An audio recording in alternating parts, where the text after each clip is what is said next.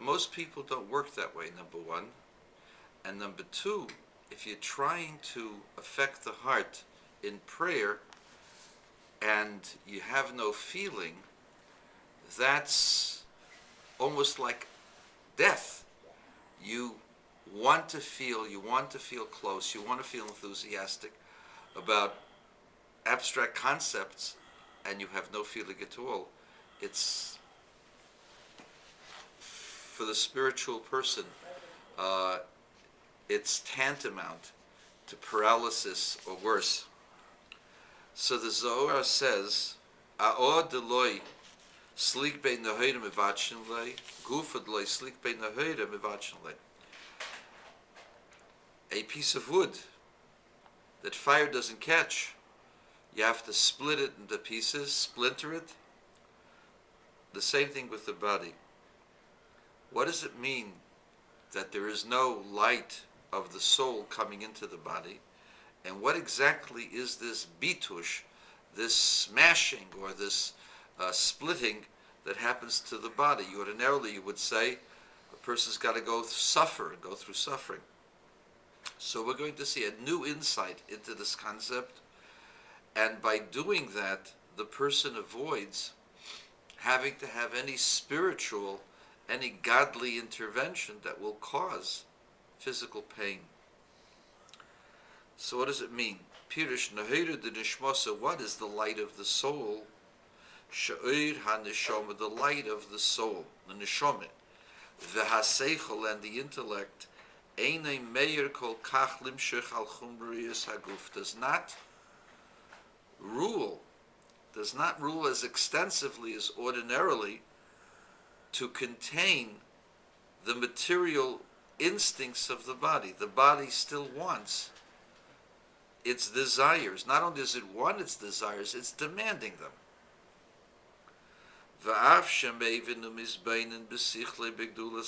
Even though he understands and ponders and meditates with his intellect about the greatness of the Creator, it's not grasped and firmly established in his brain so much that he'd be able to overcome the materialistic aspects of his heart. Why is it? Because of their indulgence in the material and their coarseness. These are two different things. Materialism and coarseness are not necessarily synonymous. Why is that? Because coarseness of the spirit is a quality of the spirit. Materialism is a quality of the self-indulgent soul. These are two different aspects. There are people who like to indulge, but their indulgences are very, very specific and very refined. There are people who love to indulge themselves in fine music. They love to engage in fine discussions. They like to see pleasant things and to analyze them. They're materialistic, but they're not gas, they're not coarse. Coarseness means rough and undefined and unrefined. The spirituality of that person is coarse. His approach to God is coarse. His approach to everything that he touches is coarse. He deals with people in a rough and unsophisticated way. That's the coarseness of the spirit.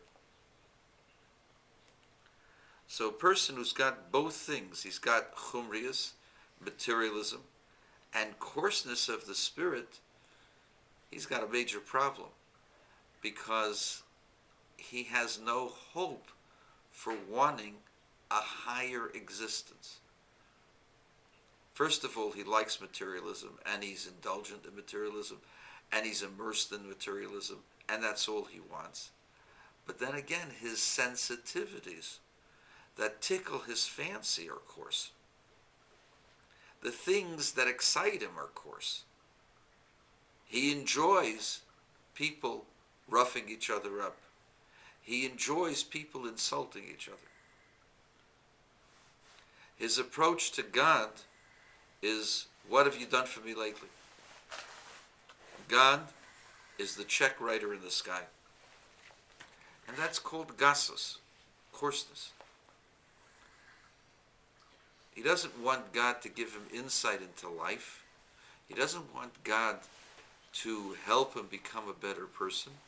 He wants God to build a bigger house for him. Then he'll be happy with God. So what is the cause of this? Vasi behi gasis aklipa shemagbiya atzmo al kdushas nefesh elikis.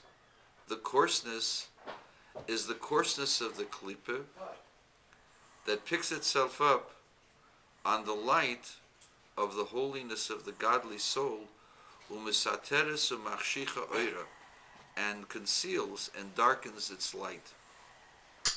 And therefore, sorich levacho, you have to beat it down. Ulahashpil, and to humble it, laoffer, to dust. Dahainu likvoya itim, to fix times, lahashpil atzmai, to humble himself, lihiyes nivze be'enov, nimas. He should fix times within his life that the person should be inadequate and disgusting in his own eyes. As it is written, V'leiv nishbar ruach nishbora, a broken heart and a broken spirit. What does it mean, a broken spirit? Hi asitra achra, this is the other side, the animal side.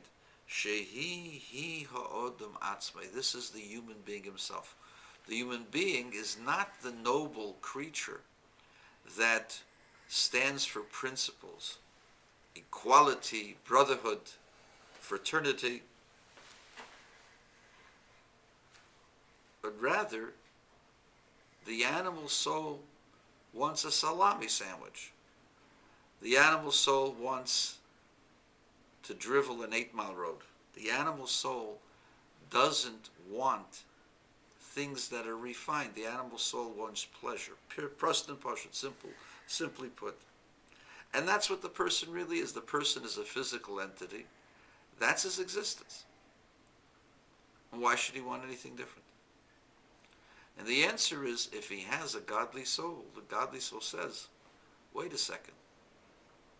It's not leading you anywhere. It's just leading you aimlessly, without any purpose, without any ultimate purpose. And so that's the godly soul. But the godly soul is not the person's consciousness. It's not the person's frame of reference. Our frame of reference is how we are looked upon by our peers. Physically, financially. You know, the success of a person is measured by the size of his bank account, by some people's standards. It's not measured by how many accolades he wins for being a mensch. In fact, there are no accolades for being a mensch.